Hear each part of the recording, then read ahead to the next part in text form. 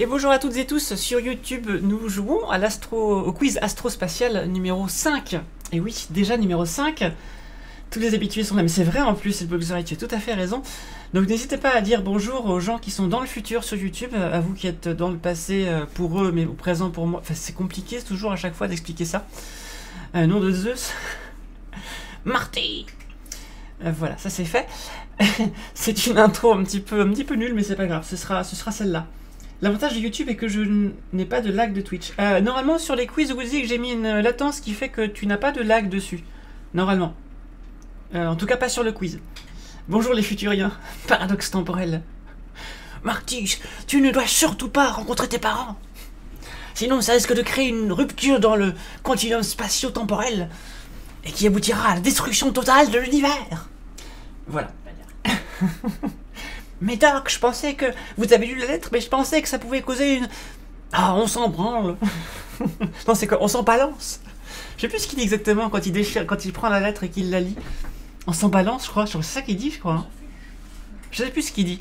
Enfin bref. Les règles du jeu de quiz astrospatial sont très simples. Si vous êtes chez vous en train de regarder sur YouTube, c'est très simple. Un point par question. Et ça s'arrête là.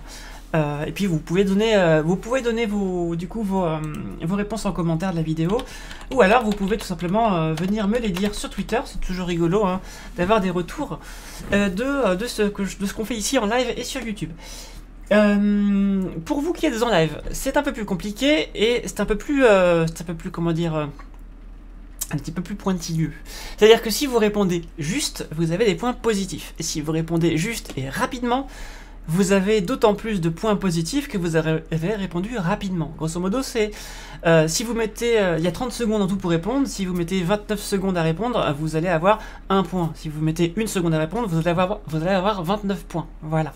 Et si vous répondez faux, ben vous avez des points négatifs.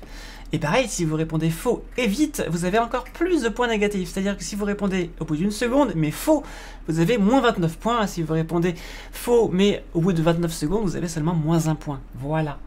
Ce qui fait que s'il y a des questions que vous ne savez pas répondre, vous pouvez ne pas répondre. Ça peut être une stratégie. Et si vous arrivez en cours de route, vous pouvez également espérer gagner, puisque vous pouvez dépasser tous ceux qui ont eu des points négatifs avec une seule question. Et oui, c'est possible. Voilà. J'espère que j'ai tout dit. N'hésitez pas à jouer si vous arrivez actuellement en live. Bienvenue à celles et ceux qui sont arrivés. Cliquez sur QuizKit sur le côté de l'écran afin de rendre le quiz visible. Sinon, ça ne fonctionnera pas et vous serez triste parce que vous ne pourrez pas jouer. Voilà. Je vous rappelle que si vous parlez dans le chat, vous avez votre petit chat qui va s'afficher sur l'écran et tout ce que vous direz s'affichera à l'écran également. Et de temps en temps, comme ça, il y aura des petites étoiles qui vont apparaître et que vous pouvez vous amuser à attraper en écrivant point d'exclamation saut. Ça ne sert à rien, mais c'est rigolo. Voilà. Il y a des petits chats en vrai aussi qui se baladent ici. Regardez-moi ce petit chat. Attention, elle a pas de mouillé, c'est normal. Voilà. Ça, c'est un petit chat, vous voyez, c'est une petite Padmé qui veut manger mes pattes. Et voilà, et elle est très contente d'être là. Voilà. Ça, c'est fait. Qu'est-ce que j'oublie? J'oublie juste, à vous qui êtes actuellement en live, qui venez d'arriver ou qui êtes sur la VOD, voilà ma chaîne Twitter, voilà ma chaîne YouTube pour les VOD. Qu'est-ce que j'oublie? La chaîne Twitch, si vous êtes actuellement en live, c'est dans la description de la vidéo, mais je vous la remets quand même ici. Et enfin, les Utip, les abonnements Utip et Twitch me permettent de financer la chaîne et vous permettent à vous d'avoir les émoticônes de la petite Milky, les petites minettes chastronautes de la chaîne. Que voici. Alors pourquoi ça ne s'affiche pas? Attendez, j'ai un souci, j'ai mes émoticônes qui ne s'affichent pas. Ça c'est pas normal, ça, je ne suis pas d'accord. Alors je recommence. Voilà. Tac, tac, tac, tac. Je savais bien qu'il manquait quelque chose. Voilà, ça c'est des émoticônes qui s'affichent. Donc si vous mettez des émoticônes, elles s'afficheront aussi. Ça me semblait bizarre, il manque un truc. Bon allez, c'est parti. On y va. Donc il y a 10 questions, c'est sur Jupiter, il y a des questions faciles et des questions plus difficiles. Je crois que ce quiz-là n'est pas trop difficile comparé au précédent. J'espère que cela vous plaira. Bien sûr, il y a des pièges et des blagues dedans. Mais vous les trouverez, je pense. Où est mon quiz? Il est là. Vous êtes prêts? C'est parti, on y va. Question numéro 1. Quel est le rang de Jupiter dans le système solaire en partant du Soleil? Question facile hein, pour commencer. 6, 7, 8 ou 5? Allez, celle-là n'est pas trop dure. Souvenez-vous vos petites phrases mnémotechniques pour ceux qui en ont besoin. Et puis vous allez pouvoir trouver. Allez, je vous donne un indice, la Terre c'est la 3.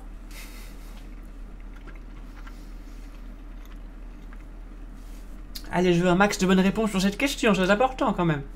Partir sur une bonne réponse, ça fait toujours du bien.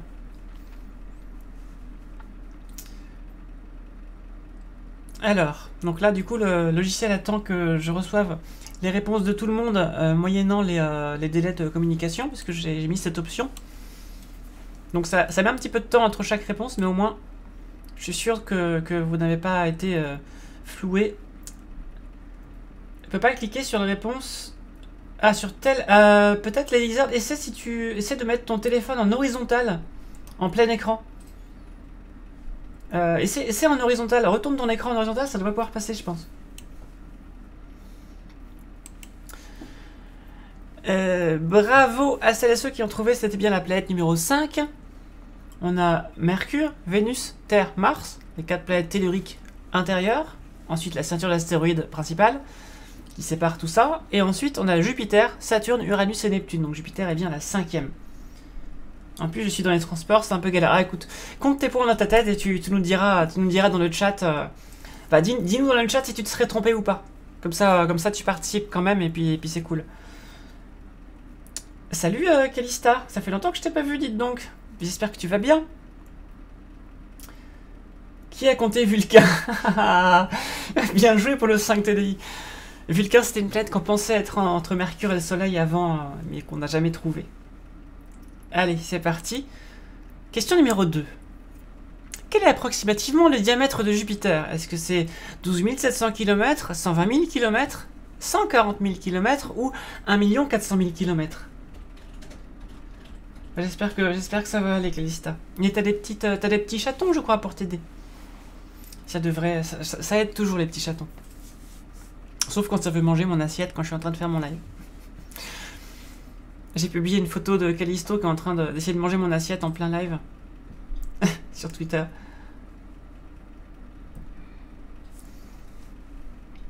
D'ailleurs, ça fait penser que j'ai pas fait de commande pour mon Instagram. Parce que j'ai un Instagram maintenant. Je sais pas trop à quoi ça sert Instagram, mais j'en ai fait un. Alors, je vais créer la commande tant que j'y suis. Pardon. Alors, j'attends du coup que l'ordinateur me dise que c'est bon. Voilà. Hop. Alors, il y a eu un petit débat entre vous, j'ai l'impression. Mais c'est normal, c'était fait exprès, c'était le piège. Toutes les valeurs données ici sont des valeurs qui correspondent à un astre du système solaire. Y compris Jupiter, donc. Alors, 12 700 km, c'était la Terre. Donc ça, j'imagine que vous le saviez, puisque personne ne s'est trompé. 1 400 000 km, c'était le Soleil. 120 000 km, c'était Saturne. Et donc, 140 000 km, c'est Jupiter. Moyen mnémotechnique pour le savoir, qui est très pratique, c'est que, grosso modo, le diamètre de Jupiter, c'est à peu près 1/10 de celui du Soleil. Donc, il faut 10 Jupiter alignés pour faire le diamètre du Soleil. Et, grosso modo, il faut 11 Terres alignées pour faire le diamètre de Jupiter. Ça veut dire qu'en gros, à peu de choses près, il faut 100 Terres alignées pour faire le diamètre du Soleil. Mais par contre, il en faut plusieurs millions pour remplir son volume. Ah oui, forcément, c'est puissance 3, donc ça va beaucoup plus, ça remplit beaucoup plus. Voilà, donc du coup, je peux vous mettre maintenant, point d'exclamation, Instagram. Voilà, je publie de temps en temps des trucs sur Instagram.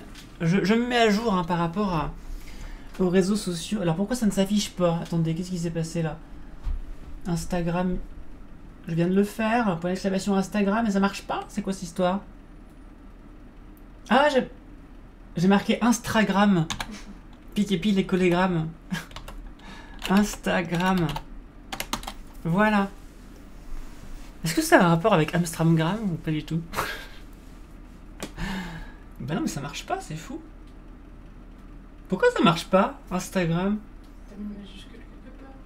Non? Bah non, j'ai pas une majuscule. Qu'est-ce que c'est que cette histoire? Attendez. Non, je veux pas des lettres, je veux le corriger.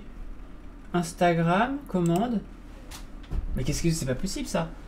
Je sais pas écrire ou quoi? Instagram. Je sais pas écrire. Attendez, les autres ils marchent ou pas?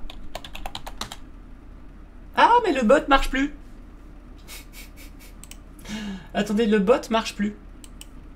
Qu'est-ce que c'est? Pourquoi le bot marche plus? C'est quoi? Qu'est-ce qui est en train de pirater ma chaîne? Le bot ne veut plus marcher. Attendez, c'est bizarre ça. Ah, ça y est, le bot remarche. Bon bah écoutez, vous n'aurez pas mon Instagram apparemment parce qu'il veut pas vous le donner. Alors, je vais le mettre comme ça manuellement dans le chat. Voilà. Allez savoir, je sais pas pourquoi. Des fois c'est quantique, hein, on peut pas savoir pourquoi. Voilà. Allez, on passe à la question numéro 3. C'est parti. Je vous rappelle à ceux et ceux qui viennent d'arriver que... Alors, est-ce que ça va marcher? C'est pas sûr du coup. Que si vous voulez jouer, il faut cliquer sur... Tu crois que c'est le cooldown qui fait ça? Bah j'ai pas mis un cooldown de ouf pourtant. Mais c'est éteint, le bot arrête pas de s'éteindre. Voilà, n'oubliez pas de cliquer sur QuizKit sur le côté de l'écran et de cliquer sur visible si vous voulez jouer. Voilà. Et je vais arrêter d'essayer d'utiliser le bot ce soir parce que je pense qu'il est malade. Voilà. Le quiz, j'avais dit. Question numéro 3, c'est parti. Il y en a un de base pour chaque commande. Et du coup, j'aurais mis trop de cooldown pour celui-là. Attendez. Combien il me met? Advanced. Bah non, pourtant, il n'y a pas de cooldown sur celui-là. Bah écoutez, je sais pas. C'est pas grave.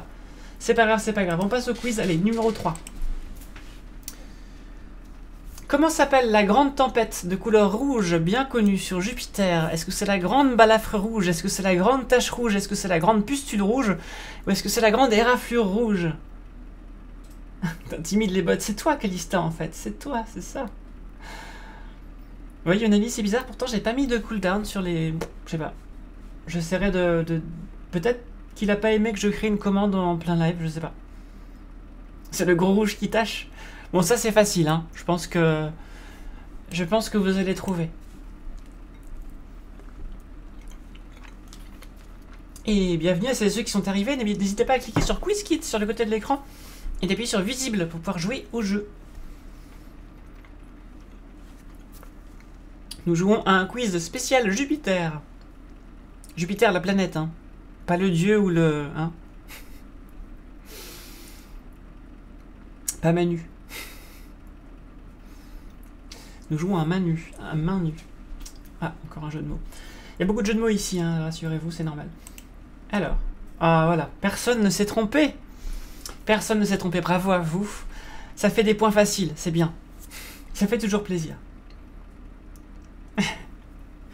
Et oui, ici, on a renommé les jeux de mots pourris en jeux de mots indés, parce que des fois, ils sont jolis, et des fois, ils sont drôles quand même. Donc, jeu de mots indés, ça fait plus...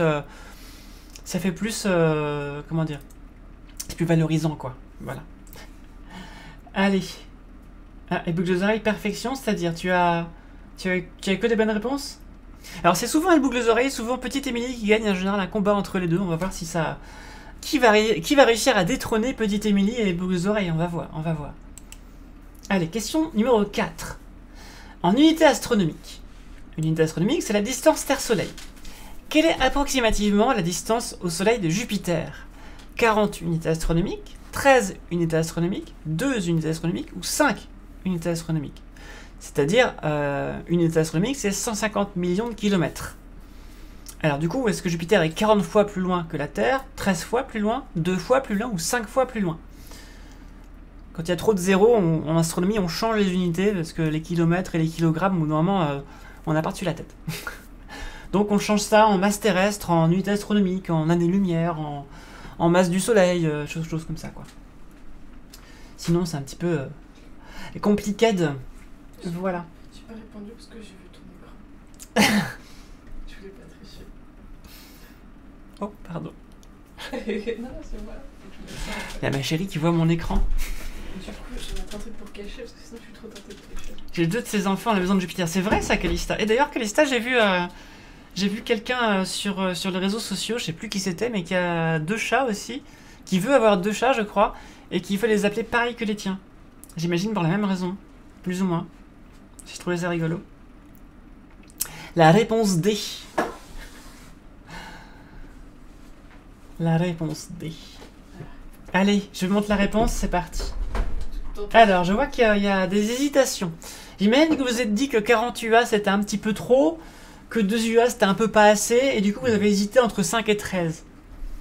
Alors, 2 UA c'est la distance entre le Soleil et Mars. Mars à peu près 2 fois plus loin que la Terre du Soleil. Je sais plus si c'est 1,5 ou 2. Attendez, je vais vous dire ça tout de suite.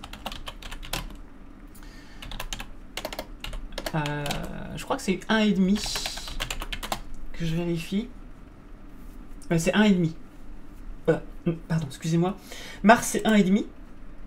Et sa durée de révolution c'est 2 ans. Jupiter c'est 5 fois la distance Terre-Soleil. Grosso modo ça fait entre 600 et 800 millions de kilomètres selon la précision, puisque là c'est juste des valeurs approximatives que je vous donne. Et moyen de s'en souvenir c'est que c'est la 5e planète et la 5 fois la distance Terre-Soleil. Bah, c'est un moyen assez simple pour s'en souvenir du coup. Et 5 unités astronomiques, c'est aussi ce qu'on appelle la limite des glaces, c'est-à-dire que quand le système solaire s'est formé à partir du coup d'une nébuleuse, donc il y a un amas d'étoiles qui se forme dans une grande nébuleuse avec de la poussière et du gaz, le Soleil qui prend une partie de ça et qui se forme dans son coin là, entre ses copines, et puis petit à petit, le gaz de cet amas est consommé en étoiles, ce qui fait qu'il devient moins lourd, et les étoiles finissent par s'éloigner les unes des autres parce qu'il y a moins de gravité dans le nuage et dans l'amas d'étoiles, et donc elles finissent par vivre leur vie. Donc le Soleil maintenant il est tout seul depuis un bon paquet de temps, mais il a emporté avec lui un bout de la nébuleuse quand même qui s'est mis à tourner autour, à s'aplatir par la force centrifuge, et c'est comme ça qu'on a pu avoir un disque protoplanétaire dans lequel les planètes se sont formées. Et il se trouve que les éléments les plus lourds, genre les métaux, ont pu du coup se condenser proche de l'étoile, les roches un peu plus loin et les glaces encore plus loin, d'autant plus que pour condenser des glaces, il ne faut pas qu'il fasse trop chaud, donc plutôt assez loin du Soleil. Et la distance au-delà de laquelle les glaces pouvaient se faire des grains de glace, et pas juste du gaz, c'était 5 unités astronomiques. Et vous allez voir, il y a une question plus tard. C'est comme ça qu'on a pu former des noyaux de glace très rapidement qui ont récupéré le gaz qui s'échappait de la nébuleuse avant qu'il s'échappe complètement et faire des planètes géantes. Il fallait se dépêcher parce qu'en 1 million d'années après, il ne restait plus que des grains de matière, de gaz, de glace, de roche et tout ça, mais plus de gaz. C'est pour ça que on n'a pas des atmosphères gigantesques autour de la Terre, de Mars, etc. Par contre, les planètes géantes, elles ont récupéré le gaz qui partait à temps, parce qu'ils ont pu faire des gros noyaux de glace. Parce que la glace, il y en avait plus, et c'était plus facile et plus rapide de faire des noyaux de glace, des protoplanètes de glace, plutôt que des protoplanètes de roche. Ça prend à peu près 10 à 100 fois plus de temps de faire une protoplanète de roche plutôt qu'une protoplanète de glace. C'est-à-dire que Jupiter, ça a pris 1 million d'années, grosso modo, et la Terre, c'était plutôt 10 millions d'années. Voilà, ou même 100 millions d'années plutôt, 100 millions d'années. C'est-à-dire, pour les sorbets, c'est compliqué parce qu'il faut faire des fruits, et il faut des milliards d'années d'évolution pour passer de la glace aux fruits. Voilà. Ma chérie me donne des challenges comme ça. À bientôt Lady Lizard. À bientôt, j'espère que tu vas bientôt rentrer chez toi. Oui, donc mes chats s'appellent Apollo et Artemis, et sont les sosies des chats de Kémis, exact. C'est exact. Et les nôtres s'appellent Padmé et Callisto. Comment expliquer les Jupiters chauds? Alors, les Jupiters chauds, c'est un phénomène qui est dû à la... Alors, déjà, les Jupiters chauds, qu'est-ce que c'est? C'est des planètes qui sont des géantes gazeuses, comme Jupiter, et qui sont très proches de leur étoile, si proches que ça fait presque une torche, en fait. Elles ont une queue d'atmosphère derrière, tellement il fait chaud d'un côté et froid de l'autre. Elles sont probablement synchronisées avec leur étoile, avec les forces de marée qui doivent être très très grandes, et donc elles ont une durée de rotation et de révolution qui sont identiques, comme la Lune autour d'elle-même et autour de la Terre. C'est pour ça qu'on voit toujours la même face de la Lune. C'est souvent le cas, en tout cas, quand on est très proche de son étoile.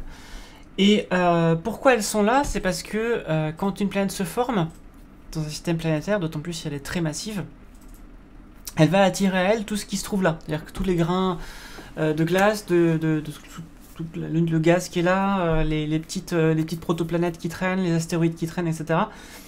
Elles vont les attirer à elles, et si elles les prennent, si elles les attirent à elles depuis des orbites, comment dire, si elles attirent à elles des astéroïdes qui sont sur des orbites plus proches du Soleil, de l'étoile que elles, eh bien, ça va les faire se rapprocher du Soleil. Et si elles prennent des astéroïdes qui sont plutôt plus loin, ça va la faire s'éloigner. Et donc comme ça, à force d'accumuler de la matière, les planètes géantes vont comme ça se déplacer dans leur proto-système planétaire là, et ça va pas, elles vont pas avoir simplement une simple ellipse ou un cercle comme orbite, mais elles vont avoir une espèce de spirale comme ça, qui va s'approcher ou s'éloigner de leur étoile, jusqu'à ce qu'il n'y ait plus rien à manger et que ça s'arrête de se rapprocher ou de s'éloigner. Voilà. Ça s'appelle la migration planétaire, et dans beaucoup de systèmes planétaires, il y a des migrations planétaires telles que la planète se retrouve devant son étoile. Et on a mis du temps à comprendre ça, parce qu'on sait que les planètes géantes doivent se former après les 5 unités astronomiques, parce que s'il n'y a pas de glace, il n'y a pas de planète géante en fait. Et chez nous, il y a aussi une migration planétaire, il y a Jupiter qui s'est rapproché du Soleil, tandis que Saturne, Uranus et Neptune se sont éloignés du Soleil, et Uranus et Neptune ont échangé leurs orbites, ce qui fait qu'avant Neptune était avant Uranus. Et ça a créé une phase chaotique dans le système solaire. Une phase chaotique, c'est un système où c'est tellement dépendant des conditions initiales, un système chaotique, qu'on ne peut plus prédire ce qui va se passer d'un moment à l'autre en fait. Les causes-conséquences sont complètement chamboulées, on ne comprend plus rien. On peut juste avoir une marge de manœuvre, savoir dans quel cadre ça va bouger, mais on ne peut pas trop savoir ce qui va se passer. Et du coup, au bout de 800 millions d'années après la formation du système solaire, il y a eu ce truc-là. Et d'ailleurs, ça a envoyé valdinguer les cailloux qui restaient sur les planètes internes, en dehors du système solaire. Donc ça a rempli la ceinture de Kuiper, le nuage de Oort, et puis ça en a envoyé 99% de ce qu'il y avait est parti du système solaire à cause de ça. C'est pour ça que vous avez beaucoup de cratères sur la Lune, par exemple, sur Mercure, moins sur la Terre, Mars et Vénus, parce qu'il y a une atmosphère qui a pu effacer tout ça. Et ça, on a appelé ça le grand bombardement tardif. On a déjà fait des quiz là-dessus. Voilà, juste petit rappel sur les quiz d'avant. Et voilà. J'espère que Adam Pelos 5 t j'espère que ça vous va comme réponse. Comme moi, mon frigo, je tourne autour jusqu'à ce qu'il n'y ait plus rien à manger. Bon, j'espère que tu vas pas devenir tu vas pas devenir fan de la lumière, sinon on va devoir tourner autour des lampadaires comme les papillons. Allez, on passe à la suite. Et 13 UA, qu'est-ce qui pourrait être 13 UA 13 UA, ça fait combien ça? Attendez. Uranus à combien? Uranus à combien? À 19 unités. Uranus c'est 19 unités astronomiques, donc 13 UA ça serait plus du Uranus. Saturne c'est moins, je pense. Saturne c'est moins. Saturne on est à 9 UA. 9 UA. Donc c'est 13 UA, ce serait entre Saturne et Uranus. Ouais. En fait, Uranus est un peu moins de 2 fois plus loin du Soleil que Saturne, et Neptune est un peu moins de 2 fois plus loin que Uranus du Soleil. Alors, à chaque fois, ça fait à peu près à chaque fois 2 fois plus en fait. Ou 2 tiers fois plus. Voilà. À force de la gravité autour de mon frigo, j'ai pris la masse de Jupiter. C'est mignon ça. Très mignon. Je vous accorde des JDMI en cascade là. Attendez. JDMI. Voilà. Allez, on passe à la question numéro 5. C'est parti. Laquelle de ces lunes de Jupiter n'est pas une lune galiléenne? Est-ce que c'est Europa? Est-ce que c'est Amalthée? Est-ce que c'est Ganymède? Ou est-ce que c'est Callisto? Toutes sont des lunes de Jupiter, mais une seule n'est pas galiléenne dans les 4. Que peut bien vouloir dire galiléenne? Je vous invite à vous souvenir de vos cours d'histoire. Ça parle de quelqu'un, pas d'une région d'Orient, mais non, de quelqu'un. C'est Padmé. Padmé n'est pas un satellite de Jupiter. Un seul est aussi un chat. Callisto, c'est un chat. Mais oui, c'est ma petite minette. Ah là là. Vous savez ça. Elle viendra quand j'aurai fini mon bol de nouilles. Alors, sachant qu'on numérote les satellites de Jupiter par rapport à leur taille. Et donc, les 4 lunes galiléennes sont 1, 2, 3, 4. Et ensuite, celle qui est en plus, là, dans la liste, c'est le numéro 5, en termes de taille. Allez, est-ce que vous saviez ça? Et bravo, c'est bien Amalthée qui n'est pas galiléenne. Alors, les lunes galiléennes sont simplement... J'ai ma chérie qui fait ouh. Les lunes galiléennes sont simplement en fait les 4 lunes de Jupiter, les plus grosses en fait, qui ont été découvertes par Galilée. Avec la lunette de Galilée, le premier qui s'est dit tiens, je vais tourner les longues vues des marins hollandais là. Je vais en tourner une vers le ciel et je vais observer Jupiter, Vénus. C'était des très bonnes idées. Et le Soleil, ça c'était une moins bonne idée parce qu'il n'avait pas, j'imagine, des masses de protection sur sa lunette pour observer le Soleil. Et je crois qu'il avait des petits problèmes de yeux après. Mais il a fait de grandes découvertes comme ça. Y compris les taches solaires justement. Et ce qui est rigolo, c'est que quand il a observé Saturne avec sa lunette, il a cru voir des oreilles autour de Saturne, puisque la résolution de sa lunette, sa lunette de Galilée, n'était pas suffisante pour bien discerner les anneaux, donc il voyait simplement 2 arcs de chaque côté de Saturne, et il a pris ça pour des oreilles. Donc dans ses notes, c'était marqué tiens, c'est des oreilles avec un point d'interrogation. Qu'est-ce que c'est que ça? Voilà. Et puis en plus il a vu que ça changeait au fil du temps, puisque comme Saturne tourne autour du Soleil et qu'elle est inclinée, et le plan des anneaux il change par rapport à nous au fur et à mesure, donc il y avait des oreilles qui changeaient en plus, c'était très bizarre. Donc Amalthée c'est la lune numéro 5 de Jupiter, elle fait 260 km de diamètre. Ganymède c'est la plus grosse lune du système solaire, tellement grosse qu'elle est plus grosse que Titan, la plus grosse lune de Saturne, et qui elle-même est plus grosse que Mercure, la première planète du système solaire. Donc c'est assez mastoc, hein. Après ça doit être Callisto. Et puis après c'est Io, après c'est la Lune, et après c'est Europa, et je crois qu'il manque Triton dans l'affaire, je sais plus où il se case exactement, mais voilà, c'est les plus gros machins du système solaire après Mars. Voilà. Allez, bravo à ceux qui ont trouvé, et on passe à la question suivante. Que causent les forces de marée de Jupiter à sa lune Io? Alors c'est pas un L, hein, c'est un I. Des marées journalières, un océan sous-glaciaire, un volcanisme actif ou une dislocation imminente. D'ailleurs, si vous avez une grosse paire de jumelles, vous pouvez voir les satellites de Jupiter assez facilement. Hein. Accoudez-vous bien sur quelque chose pour pas que ça gigote trop, ou prenez un pied photo, pour un pied quelconque pour caler vos jumelles. Et vous pouvez voir les satellites de Jupiter. Alors ils font un balai autour, hein, ils tournent assez vite autour de Jupiter.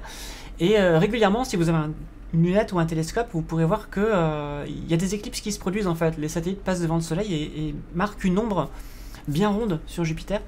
Et c'est assez rigolo à voir. Vous avez sur la revue Ciel et Espace notamment, ou l'Astronomie Magazine, vous allez avoir les éphémérides de ça, et ça vous dira chaque jour qui est où, dans quel ordre, qu'est-ce qui est derrière Jupiter, qu'est-ce qui est devant, etc. Et ces éclipses, on appelle ça des phénomènes mutuels, parce que des fois il y en a un qui éclipse l'autre aussi, un qui passe devant l'autre, etc. Donc si ça vous dit, c'est de l'astronomie pas chère, ça pour le coup. Si vous avez une bonne paire de jumelles, et que même si vous habitez en ville, pas besoin de se ruiner à faire un voyage loin dans une montagne, prenez juste vos jumelles sur votre balcon et hop, c'est facile à faire. Voilà. Et avec la lunette ou avec un petit télescope, on voit aussi les 2 bandes de nuages sombres qui sont en haute altitude sur Jupiter à l'équateur. C'est très joli à voir. Voilà. Babarette est rentrée, elle te fait un coucou. Bah, coucou Babarette. Allez. J'ai le magnifique souvenir d'observation de Jupiter avec un télescope 114-900. Et ouais, même avec un petit télescope, c'est déjà... En fait, souvent les gens qui viennent observer comme ça dans les soirées publiques, ils se disent ils ont en tête, vous voyez, les images de Hubble, quoi. Ils disent je vais voir des trucs magnifiques, etc. Et quand ils voient Saturne, quand ils voient les satellites de Jupiter, quand ils voient la Lune, eh ben, ils se rendent compte que c'est pas ce qu'on voit dans les journaux, dans les magazines et tout ça. Par contre, quand on leur explique que ce qu'ils sont en train de voir, c'est vraiment ce qu'il y a au-dessus de leur tête, c'est vraiment Jupiter à tant de kilomètres, etc. Et là, ça, à chaque fois, on les voit, je sais pas, comme si un nouveau monde s'ouvrait à eux, quoi. C'est vraiment, on voit le déclic dans leurs yeux, en fait, systématiquement. Et c'est assez chouette. Il y a un événement d'ailleurs qui a lieu tous les ans, c'est On Moon Again, qui est vachement bien, qui est parti à la base, qui est parti d'un gars qui sortait avec son Dobson dans la rue pour montrer la Lune aux passants.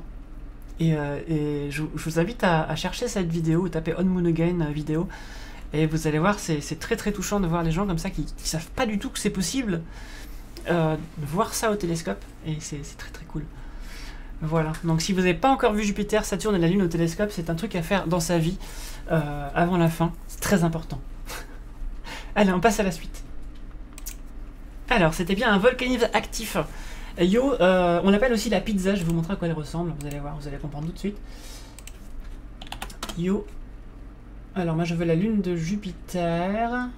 Voilà. Non, je veux Io. Voilà, je vais vous afficher ça. Window capture. Toc. Voilà, ça c'est Io. Alors on l'appelle la pizza entre nous parce que vraiment on dirait une pizza à 4 fromages. Avec les petites taches vertes, là ce serait l'origan. Le blanc ce serait peut-être la mozzarella, le jaune, le gruyère. Enfin voilà, vous voyez un petit peu le délire. En fait, il existe un certain monsieur Roche. Monsieur Roche, eh bien il a découvert la limite de Roche. Au début, je pensais que c'était un nom commun, je pensais que c'était limite de Roche avec un petit R, mais non, c'est Monsieur Roche. Il y a des gens qui ont des aptonymes comme ça, qui ont un... Comme, imaginez Monsieur Charcutier qui serait charcutier, vous voyez, le genre de truc. Donc Monsieur Roche a découvert la limite de Roche, qui est que si vous avez un corps massif qui est autour d'un autre corps massif, genre la Lune autour de la Terre, par exemple, ou Io autour de Jupiter, et que cette Lune est trop proche de la planète parente, eh bien, l'attraction gravitationnelle sur la face avant de la Lune, qui est face à la planète, va être plus forte que l'attraction gravitationnelle qui est sur la face derrière, la face arrière de la Lune. Et du coup, bah, ça va étirer la Lune en forme de ballon de rugby. Et si c'est vraiment trop proche d'un corps trop massif, en étant trop massif, eh ben, ça finit par éclater. C'est ce qu'on appelle la limite de Roche. Et donc toutes les lunes que vous voyez, partout, dès qu'il y a une lune, c'est qu'elle est en dessous de la limite de Roche. Sinon, elle ne serait pas là en fait, sinon elle aurait éclaté. Et les anneaux de Saturne, par exemple, il y a deux hypothèses concurrentes, pour l'instant on ne sait pas trop. Est-ce que les anneaux de Saturne sont transitoires, et en fait c'est simplement une ou plusieurs lunes qui ont éclaté à cause de la limite de Roche qui a été dépassée, et du coup ça a fait des anneaux de débris qui vont peut-être petit à petit reformer une lune ou simplement se disloquer. Ou alors, est-ce que c'est des anneaux qui sont là depuis le début, et les grains qui sont dedans sont en fait les grains de la taille maximum qu'on peut avoir à cet endroit-là sans que ça éclate. Vous voyez, imaginez vous faites un Lego. Imaginez vous faites un Lego. Voilà, vous construisez votre Lego ou un château de cartes. Et systématiquement, quand vous atteignez une certaine taille, il y a un chat qui passe et qui met tout par terre. C'est un peu ça la limite de Roche en fait. Ou alors, vous avez fait un beau château de cartes depuis un moment, et puis vous le rapprochez du chat et ça s'écroule. Voilà, ça c'est aussi la limite de Roche. J'espère que la métaphore est claire. Et donc, avant que ça éclate, ça tiraille quand même l'intérieur des trucs. Et sur Terre, par exemple, les marées bougent, les continents bougent un petit peu moins, mais les océans bougent en tout cas en dehors de la tectonique des plaques. À la marge, les océans bougent et ça fait les marées journalières. Et sur Europa, par exemple, eh bien, il y a l'intérieur qui va fondre, donc ça fait un océan sous-glaciaire, comme sur Ganymède, ou sur Callisto, ou sur Encelade, ou sur Triton. Voilà. Même sur Titan. Sur Pluton aussi, on suspecte ça, mais on ne sait pas trop pourquoi encore, parce qu'il n'y a pas la grosse planète à côté qui expliquerait ça. Et sur Io, Io, c'est une lune qui n'est pas faite de glace. Exception à la règle, c'est une lune qui est faite de roches. Il y avait encore suffisamment de roches à cet endroit-là, probablement. Ou alors Jupiter l'a capturée d'une autre façon, elle venait de plus près du Soleil, on ne sait pas. Et du coup, c'est pas de la glace qui va fondre, c'est de la roche qui va fondre. Et donc, Io est une lune volcanique. Et donc il y a tout un tas de magma sous la surface et qui ressort en permanence, et la surface est en permanence renouvelée puisqu'elle est en permanence tiraillée en fait par Jupiter, et tous les points noirs que vous voyez sont en fait des calderas de volcans qui n'ont pas le temps de grandir, qui explosent déjà en fait. Voilà.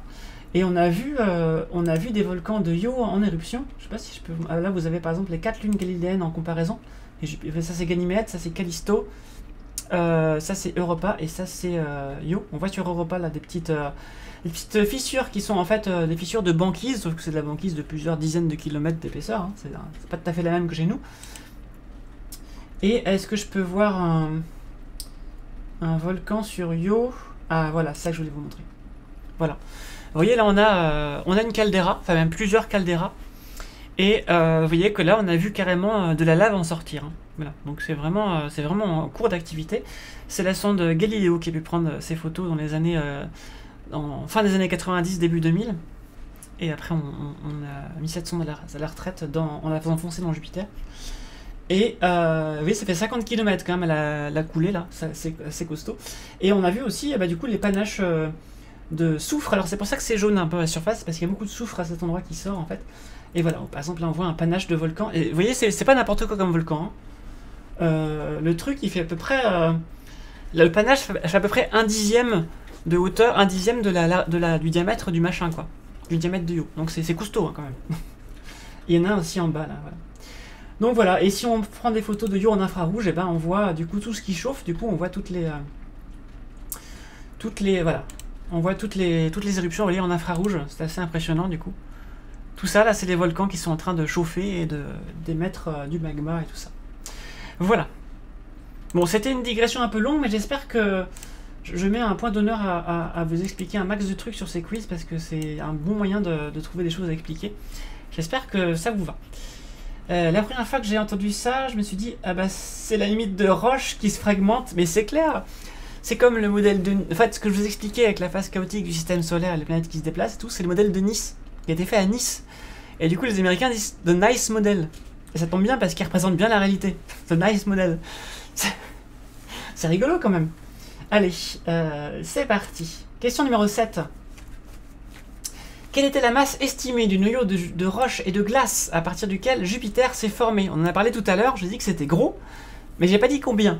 Est-ce que c'était 150 fois la masse de la Terre? Est-ce que c'était 34 fois la masse de la Terre? Est-ce que c'était 40 fois la masse de la Terre? Ou 2 fois la masse de la Terre? C'est une estimation, c'est une approximation, on n'a qu'une fourchette hein, à proposer. Donc si vous avez vu des valeurs similaires mais pas tout à fait les mêmes, ne vous inquiétez pas, j'ai juste fait une approximation. C'est juste un ordre d'idée. Alors, à votre avis, je sens que Jupiter, c'est une grosse planète quand même. Vous faites un Lego, il y a un chat qui passe et fout tout par terre. C'était moi ou ça sent le vécu? Oui, ça sent le vécu, tout à fait. J'ai bien un chat qui... C'était Padmé ou Callisto, je sais plus, qui avait fait tomber ma fusée Saturn V qui est là-haut, au début d'un live, dans mon assiette. C'était pratique pour commencer le live. Une fusée en miettes et une assiette pleine de Lego. Et depuis, j'ai patafixé les pieds que vous voyez là, les pieds bleus là, je les ai patafixés pour plus que ça bouge. Oula, on a une parfaite égalité. C'est comme dans le sketch avec Gad Elmaleh pour qui veut gagner des millions. Quand il demande l'avis du public et qu'il y a 25% partout. Ah ça, le public est partagé, on dirait. Et c'était 40 fois la masse de la Terre. Voilà.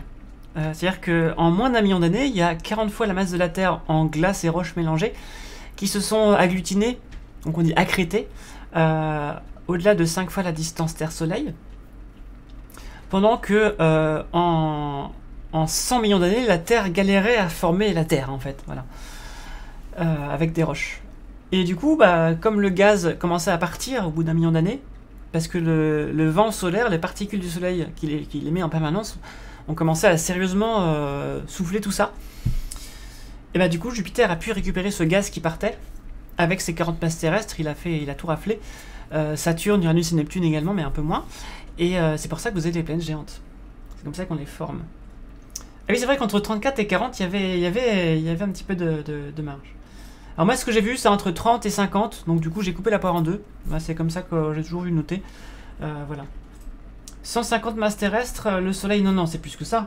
C'est plus que ça parce que le Soleil à lui seul mesure 99% de la masse de tout le système solaire. Donc toutes les planètes réunies plus tout le reste. Donc non, 150 masses terrestres, c'est pas suffisant. Alors pareil, un bon moyen mnémotechnique pour... souvenez-vous, la Terre c'est 1/11e, on va dire 1/10e de Jupiter. Jupiter, c'est 1/10e du Soleil en termes de diamètre. Donc la Terre, c'est 1/100e du Soleil en termes de diamètre. Pour la masse, la Terre, c'est de l'ordre de 10 puissance 24 kg. Donc 1 avec 24 zéros. Alors, il y a des chiffres avant, mais ce qui compte, c'est le nombre de zéros. Parce que quand c'est des grands chiffres, c'est ça qui compte surtout. Donc 10 puissance 24. Jupiter, c'est 10 puissance 27 kg. Donc 27 zéros. Donc 3 zéros de plus que la Terre, donc 1000 fois plus. Et le Soleil, c'est 10 puissance 30 kg. Donc encore 3 zéros de plus. Donc 1000 fois plus que Jupiter.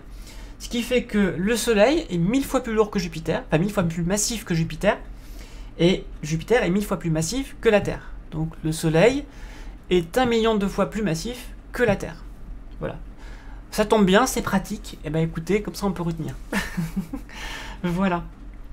Il y a encore 3 questions, Yonali. 3 questions. Alors, question numéro 8.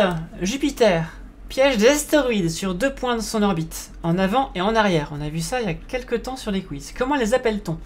Est-ce que c'est les Celtes et les Vikings? Est-ce que c'est les Romains et les Gaulois? Est-ce que c'est les Spartiates et les Perses? Ou est-ce que c'est les Troyens et les Grecs? On a vu ça la dernière fois, je crois.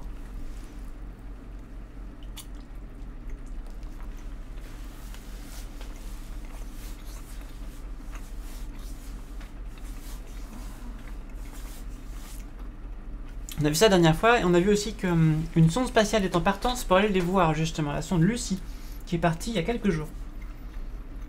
T'as répondu Lucie? Question d'actualité, bien sûr, bien sûr. Bah, hier, je me suis dit, bon, là, quelle planète je fais pour le quiz? Et je pense que c'est d'avoir vu Lucie, son décollage, là. Je pense que d'avoir vu ces news-là, ça a dû me faire penser inconsciemment à Jupiter, et j'ai proposé Jupiter. La réponse c'était les Troyens et les Grecs. Tout à fait. Rappelez-vous, hein, y a ce qu'on appelle des points de Lagrange sur les orbites des planètes. Et les points de Lagrange, c'est des endroits où la gravité du Soleil et de la planète, pardon, s'annule. C'est-à-dire plutôt se compense. Et du coup, sur ces points de Lagrange, en général, les planètes, parfois en fait, capturent des astéroïdes qui vont rester comment dire, bloqués à cet endroit. Ils vont tourner plus ou moins autour de cet endroit. Et notamment autour des points de Lagrange de la Terre, on n'a pas, nous, d'astéroïdes troyens, mais on a tout un tas de télescopes spatiaux qui sont placés à ces endroits-là, puisque il y a un des points de Lagrange qui est à 1,5 million de kilomètres de la Terre, ce qui est pratique parce qu'on peut communiquer facilement avec, c'est pas trop loin. En plus, il est toujours au même endroit, donc ça c'est vraiment pratique par rapport à la Terre. Et puis, il est suffisamment loin de la Terre pour pas être caché par son ombre. Et il est suffisamment... comment dire, il est suffisamment, on voit suffisamment bien le Soleil si on veut l'étudier. Voilà, il y a plein de choses qui sont bien vues, bien jouées comme ça. Voilà. Donc là, je vous montre du coup les Troyens et les Grecs. Alors, voilà. Donc vous avez les planètes internes, les planètes rocheuses, telluriques qui sont ici, là, Mercure, Vénus, la Terre et Mars.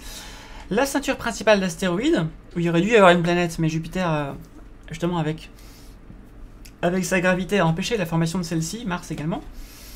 Enfin, Mars aussi a empêché une formation de planète à cet endroit-là. Et vous avez sur les points de Lagrange de Jupiter, donc celui qui est avant et celui qui est après, sur son orbite, ben, vous avez les Troyens et les Grecs. Il y a 5 points de Lagrange, donc il y en a un qui est entre Jupiter et le Soleil, un qui est derrière Jupiter, un qui est avant et l'un qui est après sur son orbite. Hop. Est-ce que je peux avoir un schéma? Voilà, le schéma des points de Lagrange. Donc c'est les endroits où la gravité s'annule entre le Soleil et Jupiter. Ça marche aussi pour la Lune et la Terre et le Soleil, etc. Donc là, par exemple, on a la Terre. Ici, il y a un point de Lagrange qui est triangle équilatéral comme ça, d'un côté de sa trajectoire, un autre de l'autre côté. Un qui est à l'opposé de la Terre par rapport au Soleil, un qui est derrière la Terre et un qui est devant la Terre. Voilà. Donc si vous êtes à cet endroit-là, vous bougez pas. Vous tournez un petit peu autour de là, mais vous bougez pas. Allez, on passe à la question d'après. C'est parti. Donc Lucie, la sonde, va aller voir ces astéroïdes-là. Que s'est-il passé pour Jupiter en 1994? Est-ce qu'il y a eu une disparition temporaire de la grande tache rouge? Est-ce qu'il y a eu une invasion de monolithes noirs? Est-ce qu'il y a la formation d'un hexagone au pôle Nord? Ou est-ce qu'il y a un impact de la comète Shoemaker-Levy 9? Les Joe Star et les Brando. Quoi? Les Shinigami et les Aranka, les Tintin et Milou, les Sith et les Jedi, ah j'aime bien, les Atrides et les Arnoken, les rebelles et les impériaux. Vous amusez bien? Les Padmé et les Callisto, qu'est-ce que vous pensez de ça? Les Artémis et les Apollon pour Callista. I'm sorry Dave, I'm afraid I can't let you do that. Oui, elle boucle d'oreille, je voulais caser ça quelque part dans les réponses, mais j'ai pas trouvé d'occasion. Mais j'ai failli. Du coup, je me suis rabattu sur les monolithes.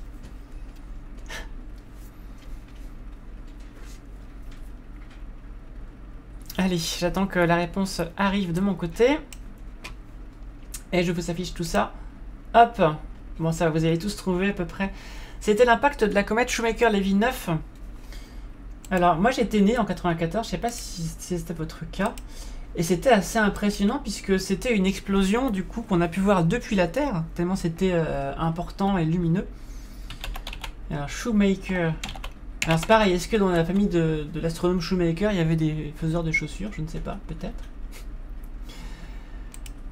Alors, Shoemaker-Levy 9, voilà. Je vous montre ça tout de suite. Non, non, non, petite Callisto. Non, non, non. Non, mon petit chat. Regardez cette petite chapardeuse qui a failli manger mon bol. Hein, petite Callisto d'amour. Ah là là là là. Donc voilà, la comète Shoemaker-Levy 9, en s'approchant du coup de Jupiter. Elle a été capturée par Jupiter sur sa course vers le Soleil. Donc on voit bien sa queue cométaire due à l'exposition à la chaleur du Soleil. Hein. Donc la glace qui se sublime. Parce que quand on passe de solide à gazeux directement, c'est la sublimation, c'est comme ça que ça s'appelle. Dans le vide, il ne peut pas y avoir de liquide. Et donc, la comète, sous l'effet de la limite de Roche, souvenez-vous, eh bien, elle a été éclatée en 23 morceaux. 23 morceaux qui sont tombés les uns après les autres sur Jupiter. Et ce qui a laissé des balafres pendant un certain temps quand même. Donc voilà les 23 morceaux de la comète. Donc ça doit être en infrarouge, j'imagine. Et voilà les cicatrices sur Jupiter. Alors Jupiter n'a pas de surface solide. On pourrait dire qu'il aurait une surface liquide, un peu plus profondément dans son enveloppe, mais c'est pas vraiment un liquide, c'est un état d'hydrogène qui se comporte comme un métal, et c'est tellement dense que ça ressemble à un liquide, mais peut-être pas tout à fait. Enfin, c'est des états de la matière un peu bizarres, à ces densités-là.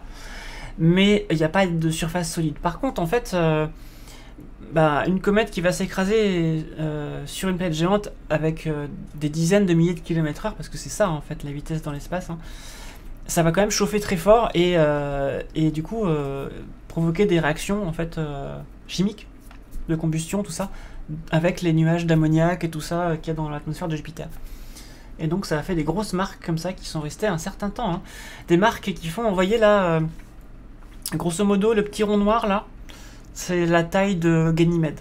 C'est l'ombre d'une des lunes de Jupiter. D'ailleurs, on voit la lune juste à côté, je sais pas si vous voyez, juste à gauche du petit rond noir en haut là. Donc le petit rond noir, c'est l'ombre d'une lune, et juste à gauche, je crois qu'on voit la lune en question. À moins que ce soit une poussière sur mon écran. Ah non, c'était une... Ah, je sais pas. Non, c'est une poussière sur mon écran.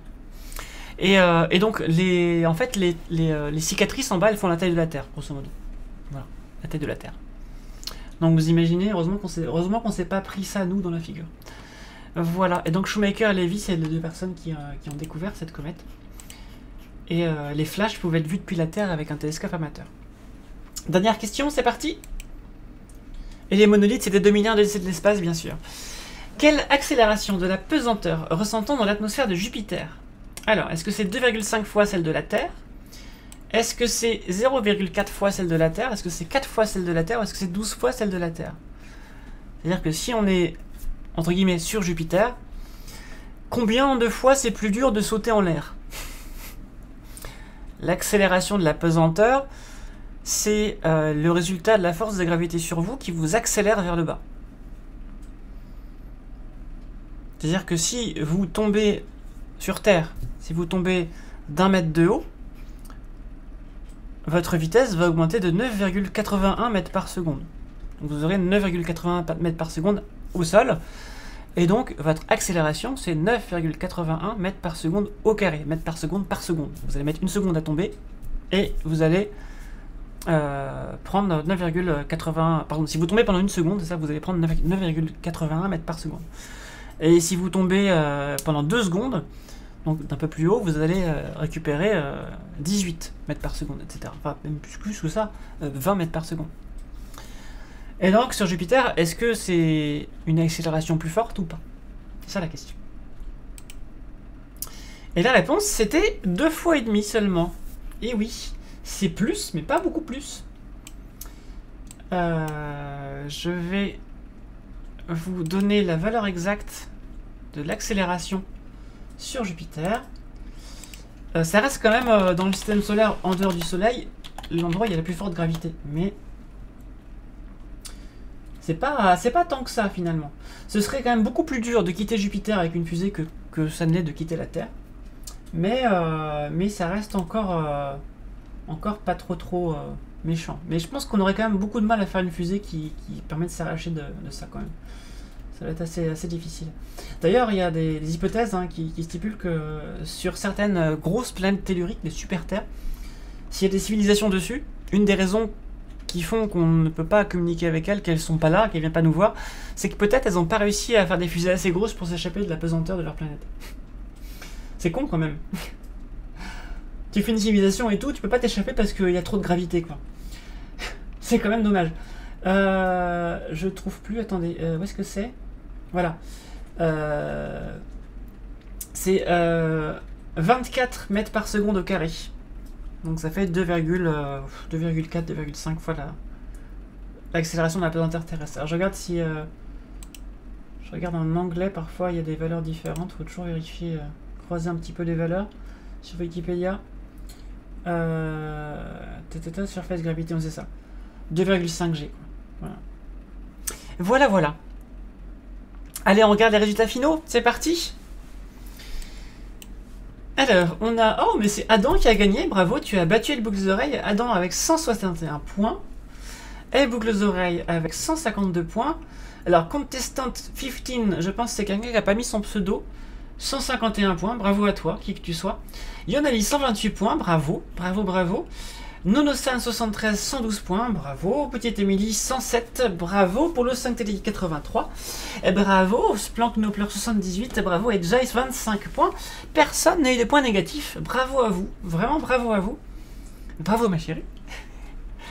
Et on va regarder maintenant, alors ça vous le voyez pas, mais moi je vais vous dire qui a répondu le plus rapidement et le plus justement à une question, c'est Yonali. Yonali, il y a une des questions, tu as répondu 12 secondes après l'apparition de la question, ce qui t'a donné 18 points d'un coup pour une question, bravo à toi. Et on a petite Émilie qui a un moins 24 points parce que elle a répondu faux 6 secondes après l'apparition de la question. Désolé pour toi. Voilà. Il y a une question... 2 secondes, non? Non, 12 secondes, je dis. Non, c'est 2 secondes. Bah non, parce qu'il y a 30 secondes par question. D'accord. Ouais. Yonali, il y a une question, j'ai lu trop vite, je me suis foiré comme pas possible, genre j'ai perdu 30 et... Ah zut.